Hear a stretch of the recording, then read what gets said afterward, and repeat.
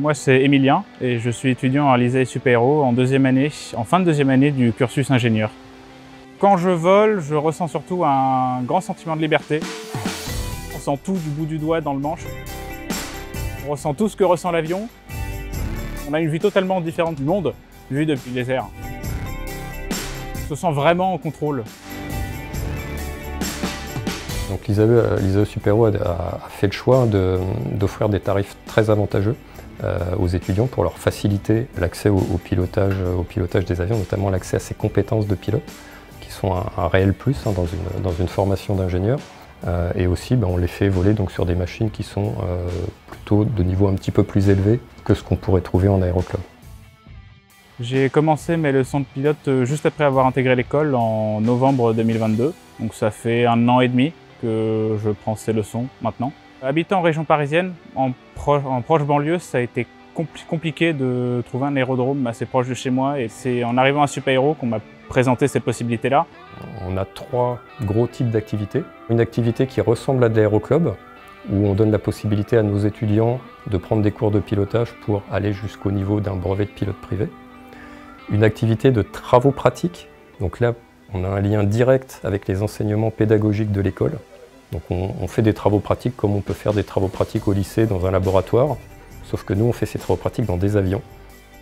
Et on a un 3e volet d'activité qui est un volet de recherche, qui aujourd'hui est essentiellement centré sur le domaine qu'on appelle le domaine des facteurs humains, où là le but pour nos chercheurs est de travailler plus sur le cerveau du pilote et les mécanismes cognitifs qui vont mener notamment à des erreurs qui sont humaines.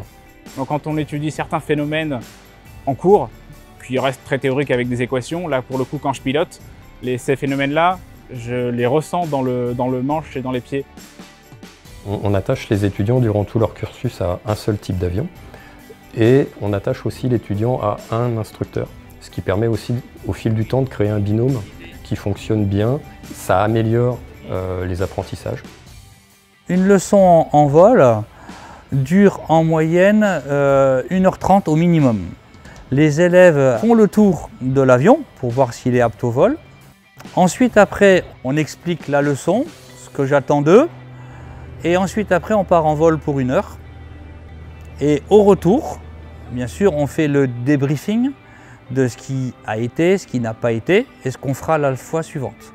On prend tous les ans environ 35 étudiants, donc soit des cursus ingénieurs ou des cursus master. Et on leur propose donc d'intégrer ce programme de formation au pilote privé, avec pour but donc de les amener au niveau pilote privé, donc qui leur permettra de piloter un avion monomoteur seul à bord. Voilà. C'est un petit peu comme le permis de conduire d'une voiture, mais c'est dans un avion. Voilà. Et on a en général le double de candidats. On donne pendant 2 semaines aux étudiants tout un lot de documentation qui correspond aux connaissances théoriques à avoir pour la théorie du pilote privé.